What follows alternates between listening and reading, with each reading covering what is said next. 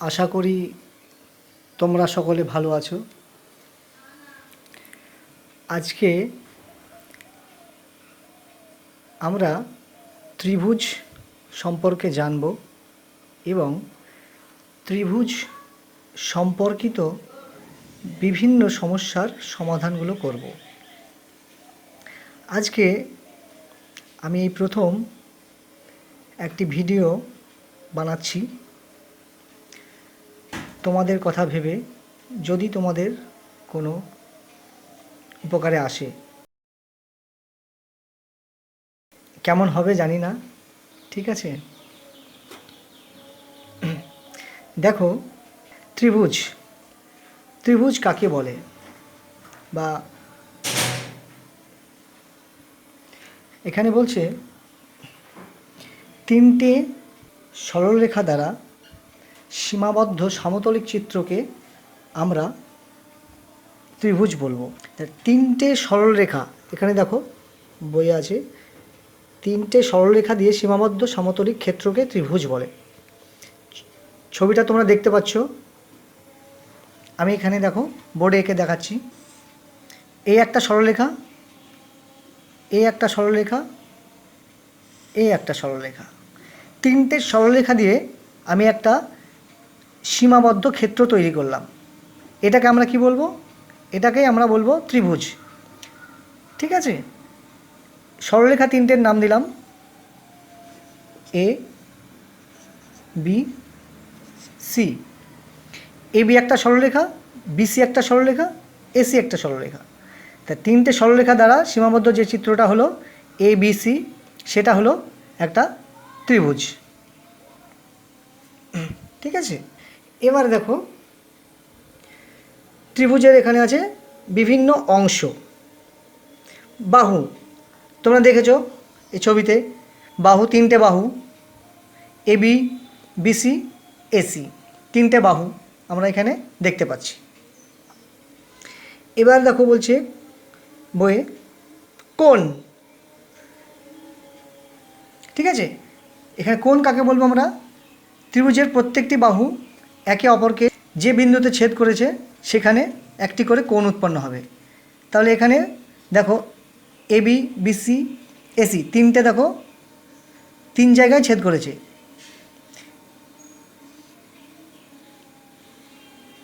একটা ছেদ করেছে এ বিন্দুতে, এখানে একটা বি বিন্দুতে, একটা সি বিন্দুতে। তাই তিনটে ছেদবিন্দুতে তিনটে কোণ উৎপন্ন হয়েছে। তাহলে ত্রিভুজের তিনটে কোণ থাকে, ঠিক আছে? একটি ত্রিভুজের তিনটে কোণ থাকে। এবার দেখো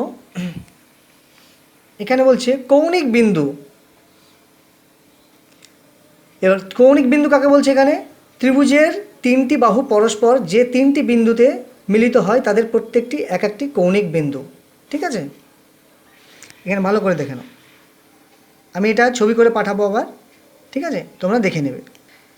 এখানে ওই একই জিনিস, এ বি সি, এই তিনটে হলো কৌণিক বিন্দু, ঠিক আছে? এইবার দেখো এখানে আছে কি ত্রিভুজের প্রকারভেদ, ঠিক আছে?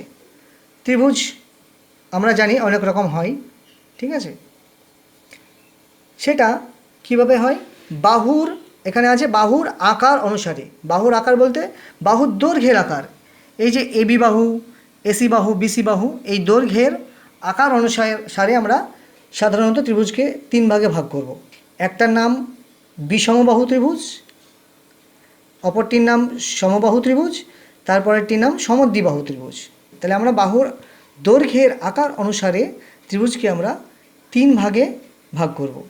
এবার দেখো এখানে বলছে বই দেখো বিষমবাহু ত্রিভুজ, ঠিক আছে? বিষম মানে কি? সমান নয় এমন। এখানে দেখো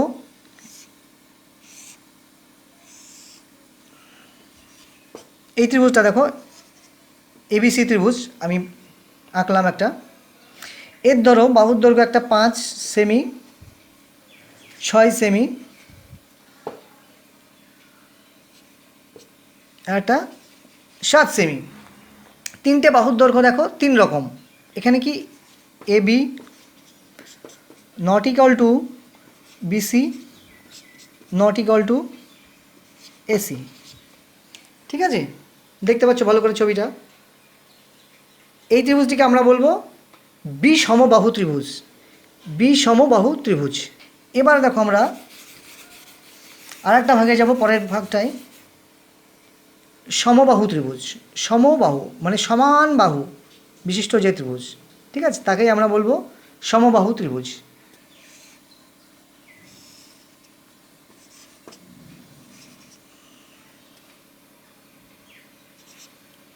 এর প্রত্যেকটির দৈর্ঘ্য ধরো 5 সেমি, 5 সেমি, 5 সেমি। এক্ষেত্রে কি দেখলাম আমরা, A B equal to BC equal to AC সমান 5 সেমি। এই ত্রিভুজটিকে আমরা কি বলবো, সমবাহু ত্রিভুজ। তারপরে একটা দেখো সমদ্বিবাহু ত্রিভুজ, তোমরা দেখতে পাচ্ছ বইয়ে, এই যে সমদ্বিবাহু ত্রিভুজ। সমদ্বিবাহু ত্রিভুজের ক্ষেত্রে কেমন হয়, সমদ্বি মানে দুটো, যে ত্রিভুজের দুটি বাহুর দৈর্ঘ্য সমান হবে। এই একটা ত্রিভুজ এ বি সি, এই ত্রিভুজের ধরো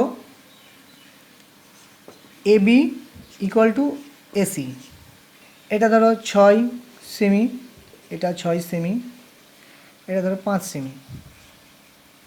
তাহলে আমরা কি দেখছি, এ বি সমান এসি সমান 6 সেমি।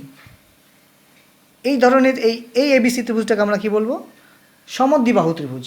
তাহলে আমরা বাহুর দৈর্ঘ্যের অনুসারে 3 রকম ত্রিভুজ আমরা পেলাম। আমরা যাব কোণের মান অনুসারে, ঠিক আছে, কোণের মান অনুসারে আমরা জানি একটা ত্রিভুজের, আমরা জানি কি একটা ত্রিভুজের 3টে কোণ থাকে, 3টে কোণ। এবিসি ত্রিভুজের এই দেখো 3টে কোণ থাকে। এবার কোণের মান অনুসারে আমরা ত্রিভুজের শ্রেণীবিভাগ করব। কোণ ভেদে ত্রিভুজ 3 প্রকার হয়, কোণ ভেদে ত্রিভুজ 3 প্রকার হয়। দেখো, 1 নম্বর হচ্ছে সূক্ষ্মকোণী ত্রিভুজ, 2 নম্বর হচ্ছে সমকোণী ত্রিভুজ, 3 নম্বর হচ্ছে স্থূলকোণী ত্রিভুজ, তোমরা বইয়ে দেখতে পাচ্ছ। 4 নম্বর যেটা আছে সমকোণী সমদ্বিবাহু ত্রিভুজ, এটা হচ্ছে সমকোণী ত্রিভুজের একটা ভাগ, ওটা পরে আসবো, ঠিক আছে। তাহলে আমরা কি কি দেখতে পেলাম, সূক্ষ্মকোণী ত্রিভুজ, সমকোণী ত্রিভুজ, স্থূলকোণী ত্রিভুজ। আমরা একে একে জানবো কোনটা কী ত্রিভুজ। প্রথমে আমরা দেখব সূক্ষ্মকোণী ত্রিভুজ, ঠিক আছে। এই যে সূক্ষ্মকোণী, সূক্ষ্মকোণী ত্রিভুজ জানতে গেলে আমাদেরকে আগে জানতে হবে সূক্ষ্মকোণ কাকে বলে। সূক্ষ্মকোণ হচ্ছে যে কোণের মান 90 ডিগ্রি অপেক্ষা ছোট বা কম, তাকে আমরা সূক্ষ্মকোণ বলি। তাহলে সূক্ষ্মকোণী ত্রিভুজ কাকে বলবো, দেখো যে ত্রিভুজের 3টি কোণই সূক্ষ্মকোণ, অর্থাৎ প্রত্যেকটি কোণ 90 ডিগ্রি অপেক্ষা ছোট বা কম, তাকে সূক্ষ্মকোণ বলবো। আমরা ছবিটা আঁকি,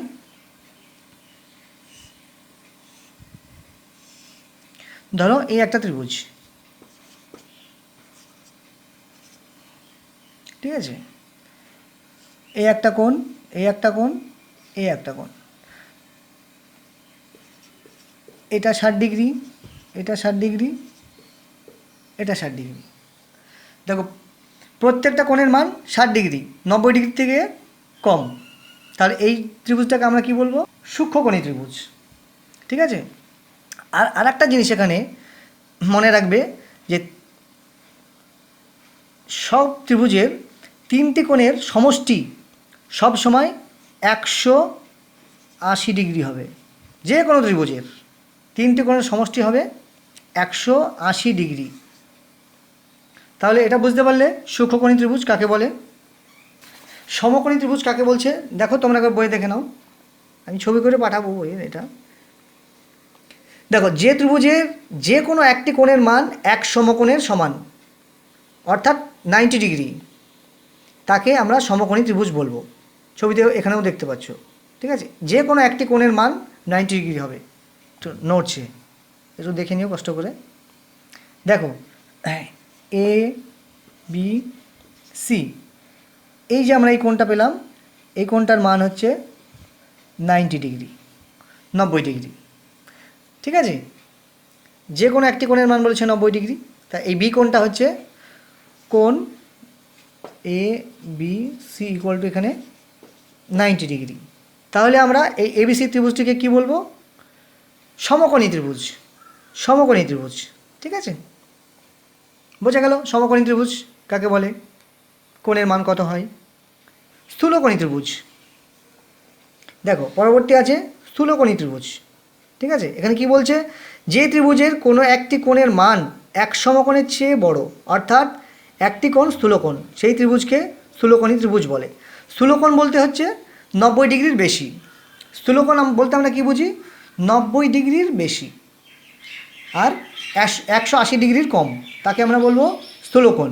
90 ডিগ্রির বেশি এবং 180 ডিগ্রির কম, তাকে আমরা বলবো স্থূলকোণ। ঠিক আছে, দেখো এখানেও ছবি করা আছে স্থূলকোণী ত্রিভুজের একটা এবিসি। ঠিক আছে, ছবিটা আমি একে দেখাচ্ছি, বুঝতে পারবে।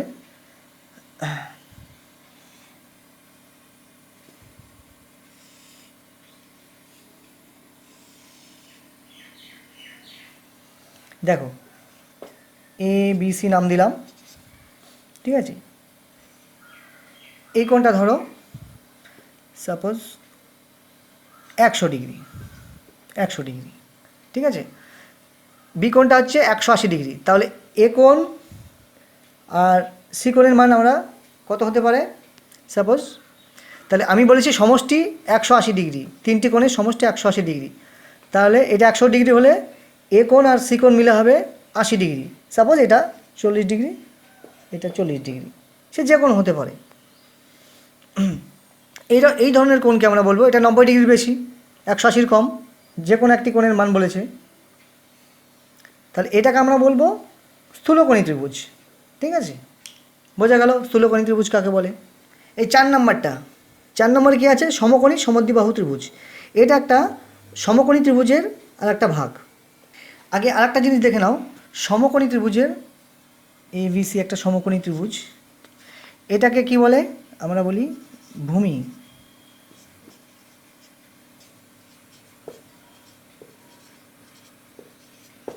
ত্রিভুজ। আর এবি বাহুকে বলবো আমরা উচ্চতা। ঠিক আছে, উচ্চতা। এটা হচ্ছে সমকোণী ত্রিভুজের বাহুগুলির নাম। এবার বলছে সমকোণী সমদ্বিবাহু ত্রিভুজ। ঠিক আছে, কাকে বলে দেখো, এখানে বলছে কোনো সমকোণী ত্রিভুজের অতিভুজ ছাড়া অন্য বাহু দুটির দৈর্ঘ্য যদি পরস্পর সমান হয়, তাহলে সেক্ষেত্রে আমরা সেই সমকোণী ত্রিভুজটিকে বলবো সমকোণী সমদ্বিবাহু ত্রিভুজ। কি বলেছে, অতিভুজ ছাড়া, এটা অতিভুজ, আমরা দেখালাম একটু আগে এসি বাহুটা অতিভুজ। তাহলে এবি সমান বিসি যদি হয়, এটা 6, এটা ধরো 6। ঠিক আছে, এক্ষেত্রে এই ত্রিভুজটিকে আমরা বলবো সমকোণী সমদ্বিবাহু ত্রিভুজ। তারপরে আছে ত্রিভুজের বিভিন্ন অংশ। অতিভুজ কোনটাকে বলে, ঠিক আছে, আমরা দেখলাম। অতিভুজ বলছে এই যে একটা কোণ সমকোণ, তার বিপরীত বাহুটাকে আমরা বলবো, সমকোণের বিপরীত বাহুটাকে আমরা বলবো অতিভুজ। তারপরে বলছে ত্রিভুজের মধ্যমা। ঠিক আছে, দেখো এখানে বলছে ত্রিভুজের মধ্যমা কোনো ত্রিভুজের যে কোনো শীর্ষবিন্দু থেকে বিপরীত দিকে অবস্থানকারী বাহুর মধ্যবিন্দু পর্যন্ত অঙ্কিত সরলরেখাকে মধ্যমা বলে। ছবি তোমরা দেখতে পাচ্ছ, এই যে এইটা, আমি একে দেখাই। বলেছে কোনো ত্রিভুজের যে কোনো শীর্ষবিন্দু থেকে, তিনটে শীর্ষবিন্দু এখানে ত্রিভুজের এ একটা, বি একটা, সি একটা, ঠিক আছে, তিনটে শীর্ষবিন্দু থাকে, তার বিপরীত দিকে অবস্থানকারী বাহুর মধ্যবিন্দু পর্যন্ত অঙ্কিত সরলরেখা। দেখো এই শীর্ষবিন্দু থেকে এটার মধ্যবিন্দু আমি ধরলাম এটা, ঠিক আছে, ঠিক আছে, নাম দিলাম ডি, নাম দিলাম ডি। তাহলে এডিকে আমরা বলবো, এডি হচ্ছে, এডির নাম হচ্ছে মধ্যমা। এবার দেখো এখানে উচ্চতা বলছে, উচ্চতা, ত্রিভুজের উচ্চতা কোনটা, কোনো ত্রিভুজের যে কোনো শীর্ষবিন্দু থেকে তার বিপরীত দিকে অবস্থিত বাহু পর্যন্ত লম্ব দৈর্ঘ্যকে বা দূরত্বকে ওই ত্রিভুজের উচ্চতা বলে। এখানে দেখো এবিসি ত্রিভুজ, এবিসি ত্রিভুজের এই শীর্ষবিন্দু থেকে তার বিপরীত দিকে বাহু পর্যন্ত লম্ব দূরত্ব, দূরত্বটা কিন্তু লম্ব দূরত্ব হতে হবে, মানে খাড়াখাড়ি একবারে। এই যে এ সি দেখো, এটাকে আমরা বলবো উচ্চতা, ঠিক আছে। উচ্চতাকে আমরা এইচ দ্বারা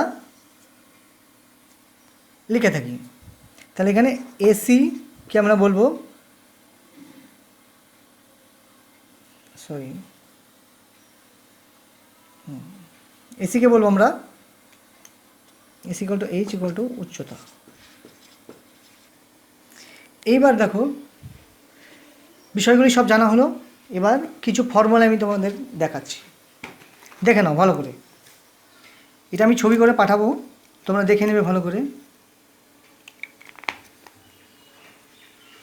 দেখো এখানে এবার ত্রিভুজ সম্পর্কিত সমস্যাগুলির সমাধান করতে গেলে বা ত্রিভুজের অঙ্কগুলি করতে গেলে এই ফর্মুলাগুলি প্রয়োজন, সূত্রগুলো দেখে নাও। এখানে কি দেখাচ্ছে, ত্রিভুজের পরিসীমা তিনটি বাহুর দৈর্ঘ্যের যোগফল, বাহু তিনটি যদি এবিসি হয় তাহলে এ প্লাস বি প্লাস সি সমান হচ্ছে ত্রিভুজের পরিসীমা। ত্রিভুজের ক্ষেত্রফল হাফ ইন্টু ভূমি ইন্টু উচ্চতা। এখানে দেখো আবার আলাদা আলাদা করে দেওয়া আছে সমবাহু ত্রিভুজ। এখানে যদি সমবাহু ত্রিভুজ, এ একটা এবিসি সমবাহু ত্রিভুজ যার প্রত্যেকটি বাহুর দৈর্ঘ্য এ, সমবাহু ত্রিভুজের প্রতিটি বাহুর দৈর্ঘ্য এ একক হলে পরিসীমা হচ্ছে 3a। আমি বলেছি এ প্লাস বি প্লাস সি, ঠিক আছে। তা তিনটে বাহুর দৈর্ঘ্য হচ্ছে এ, তাহলে এ প্লাস এ 3a একক। উচ্চতা দেখতে পাচ্ছ √3/2 ইন্টু এ একক। ক্ষেত্রফল দেখতে পাচ্ছ √3/4 এ স্কোয়ার বর্গ একক ক্ষেত্রফল।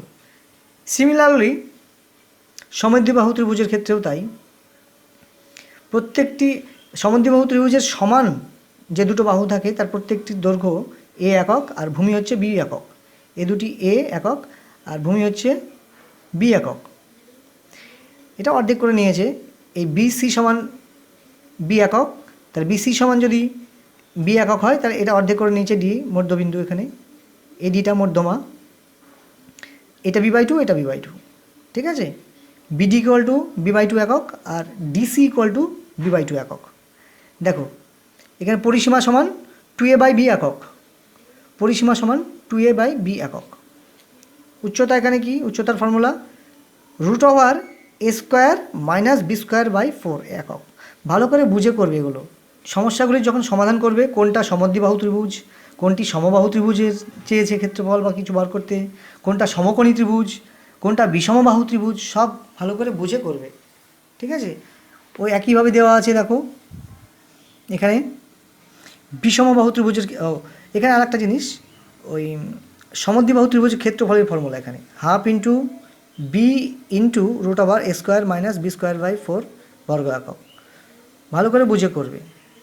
এখানে দেখো বিষমবাহু ত্রিভুজের তিনটে বাহু এ একক বি একক সি একক, বি সম মানে কোনোটাই সমান নয়, তার জন্য এ বি সি। এই ত্রিভুজের পরিসীমা কি হবে, এ প্লাস বি প্লাস সি একক। অর্ধ পরিসীমা, অর্ধ মানে অর্ধেক, পরিসীমার অর্ধেক।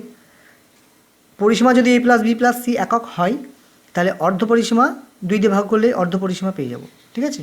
ভালো করে বোঝো, অর্ধ পরিসীমা, অর্ধ পরিসীমা মানে হচ্ছে পরিসীমার অর্ধেক, 2 দিয়ে ভাগ করে দিলাম, অর্ধ পরিসীমাটা কাজে লাগবে। এখানে পরিসীমা যদি 2s, ভালো করে দেখো 2s পরিসীমা, অর্ধ পরিসীমাকে আমরা এস দ্বারা লিখে থাকি, এস হচ্ছে অর্ধ পরিসীমা। বিষমবাহু ত্রিভুজের ক্ষেত্রফলের ফর্মুলা √s, এখানে এস ভালো করে দেখো, এই এস অর্ধ পরিসীমা কিন্তু পরিসীমা নয়, S S into S minus A, মানে অর্ধ পরিসীমা গণিত অর্ধ পরিসীমা মাইনাস তিনটে বাহুর দৈর্ঘ্য, দেখো S minus A first bracket close, S minus B into S minus C বর্গ একক। একইভাবে সমকোণী ত্রিভুজ, সমকোণী ত্রিভুজের ক্ষেত্রফল দেখো হাফ ইন্টু বলেছে সমকোণ সংলগ্ন বাহুদ্বয়ের দৈর্ঘ্যের গুণফল। সমকোণ এটা এ বিটা, এর সংলগ্ন লম্ব আর ভূমি, বা উচ্চতা, যা ইচ্ছা তোমরা বলতে পারো, হাফ ইন্টু ভূমি ইন্টু লম্ব বা উচ্চতা। ঠিক আছে, এর ক্ষেত্রফল। সমকোণী ত্রিভুজের ক্ষেত্রে পিথাগোরাসের সূত্র আছে একটা। ঠিক আছে, সূত্রটি কি? এটা অতিভুজ, এটা লম্ব, এটা ভূমি। সূত্রটি হলো অতিভুজের স্কোয়ার সমান লম্ব স্কোয়ার প্লাস ভূমি স্কোয়ার। এই সূত্রটা অনেক সমস্যার সমাধান করতে লাগবে। তার সূত্রগুলো হলো